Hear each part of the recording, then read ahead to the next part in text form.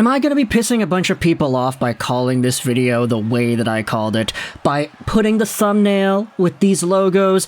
Yeah, I'm probably going to piss some of y'all off by bringing it up, but you know what else you should be pissed off about? Your gosh darn hockey teams.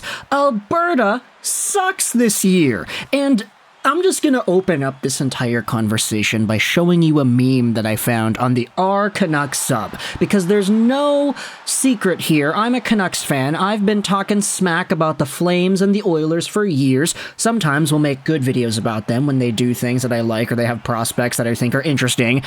But I think a lot of people who are from Edmonton or from Calgary or who cheer for these teams who are on YouTube, y'all acknowledge that I'm on the opposite side here. I cheer for the dark side of the West Coast, quite literally, because it rains a lot here in Vancouver. But here's a meme shared by Slippery Soup on the Canucks sub from earlier today. Canucks fans who are used to disappointment when the Oilers and the Flames are garbage and everything is going well for the Canucks. And underneath is the "something's wrong, I can feel it" from Rap God. There might be something wrong here. Maybe. The Vancouver Canucks are doing well. The Flames and the Oilers have not been so. And we have ourselves a Sunday night Heritage Classic game, which is going to feature both of these terrible teams who have kicked off 23-24 with absolute duds. Let's go over to the NHL standings and look at the Pacific Division. You've got 1, 2, 3 Golden Knights, Canucks, and the Kings. Okay, pretty good company there. But if you go to the bottom 3, the San Jose Sharks are last in the entire NHL with 1 point in 7 games played.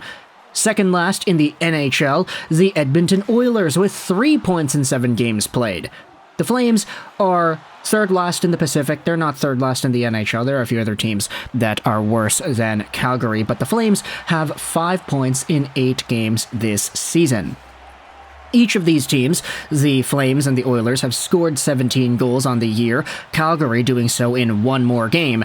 The Oilers have 1 more goal against, though, at 30. The Flames have 29. Goals against, it's both in the negatives here, and both of these teams are on a 4-game losing streak. So, when you take a look at what's exactly happened here, I did want to point out a few comments made by both Flames and Oilers players. Let's go over to what Nikita Zadorov had been saying about the Calgary Flames play this year. "I just want to apologize to our fans. We're playing like crap right now, and it's tough to watch." And you know what? I'm going to go out there and say that I was partially a believer in the Calgary Flames this year. I thought for sure Kadri, Huberdeau, Markstrom, everybody would need to bounce back. Right? It was an anomaly for some of these guys to go out last year and decline as heavily as they did. Jonathan Huberdeau had, I think, the steepest decline in points from one year to another in NHL history? Something crazy like that. He had 115 points in 2022 and 60 fewer the next season. I was like, he's got to bounce back. He has to. He looked so good in the preseason, Huberdeau did. And now he's at half a point a game. 4 points, 8 games played, making $10.5 million a year. I get it, it's a small sample size, but he's on pace for a 42-point year. That's not akin at all to what he's getting paid to do. Meanwhile, you have Jacob Markstrom, whom I actually did take in my fantasy league, and I mean, he's had pretty okay numbers in isolation. 906 save percentage isn't the worst thing in the world. It's not good by any means, but yeah, the wins and losses have been piling up. I've been losing a lot of points by having Markey in net, and the rest of this team, I mean, take a look at this. Mangiapane and Lindholm lead the squad with 6 points in 8 games played. Ruzicka has 4, tied with Huberdeau and Hanifin. You have Nazem Kadri with 1 point in 8 games. What's going on here? The Calgary Flames just cannot string together any sort of cohesion necessary to win hockey games. They've been so bad this year. Now you're getting questions about the captaincy, whether or not it was the right decision to name Backlund the captain. He's going out there not getting interviewed after bad games, and that's just one aspect of the equation. People are talking about this being the darkest Calgary Flames timeline in decades. I mean, that's a bit of a stretch, but still, their performance on the ice is nothing to write home about. And with the idea in mind that they just can't go into a quote-unquote rebuild, you start to ask yourself, how long is this going to go for? How long are the Calgary Flames, their ownership and their management going to tolerate this? Because Sure, it's a small sample size. There's still 90% more of the season to be played, and will the Flames bounce back and get some wins? Sure, they're gonna get wins, it's inevitable. But you can't go out there and say that this performance at the beginning of the year has been igniting any sort of hope for those wins in the future.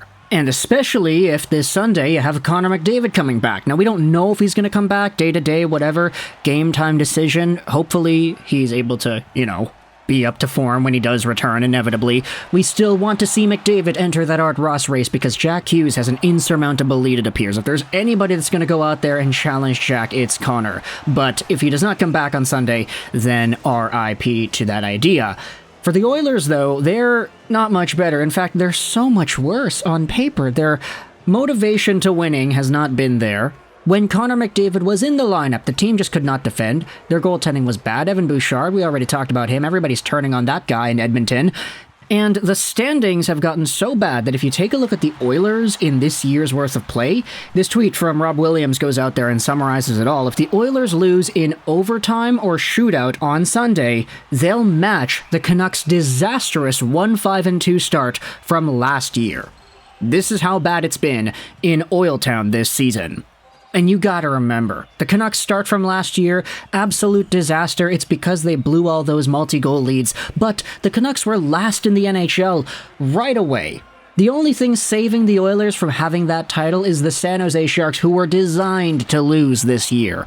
If the Sharks go out there and lose 70 games, I don't think anybody's gonna bat an eye. They're that bad. But they're the only team that the Oilers have pride in being over in this year's worth of play.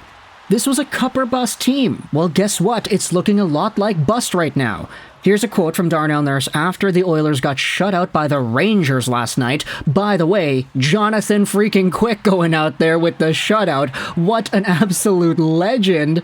Darnell Nurse goes out there and says, "This, we gotta be better. Like, to a man." Simple as that. That's the dialogue. Everyone knows it's easy to point fingers and whatnot.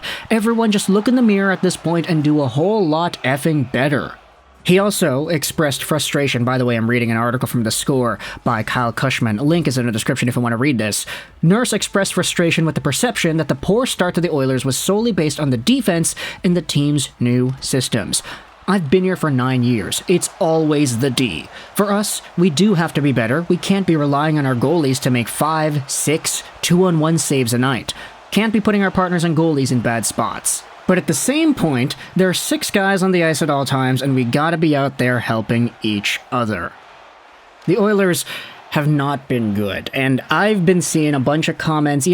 My friend Dolany TV, Tyson, he does some fantastic work. He covers the Oilers on YouTube. He has been making some brilliant rants and commentary on what exactly is going on in Oiltown. And long story short, no matter how much hope that was built up from this team in the offseason, you had the guys saying the right things. They were preparing the right way. They had all the media, and everybody was looking like they would be going into a cup or bust year with a killer instinct.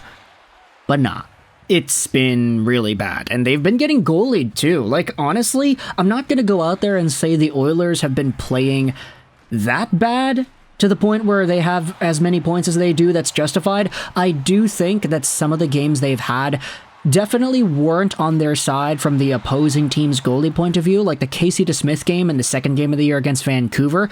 I feel like if you put any other goalie that was like average or maybe slightly below average, the Oilers win that one easy. You could debate the same thing against Jonathan Quick and the Rangers, but at the end of the day, getting goalied or not getting goalied, the Oilers still haven't been showing up. And we have ourselves a Battle of Alberta coming out on Sunday that is going to be just 2 mid-teams facing off against each other, trying to one-up each other in the standings. It's going to be pretty interesting to see how good the gameplay actually is when you have these 2 teams that have not been playing great at all.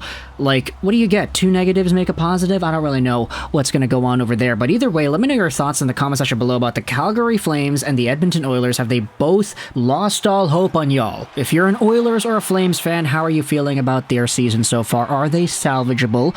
Are they realistically going to come back? Obviously, the season isn't even 10% of the way done yet, but at this point, the 1 out of 10 mark of the year, do you still have hope? Let me know your thoughts in the comment section below. I hope you enjoyed this video. 99 and bye.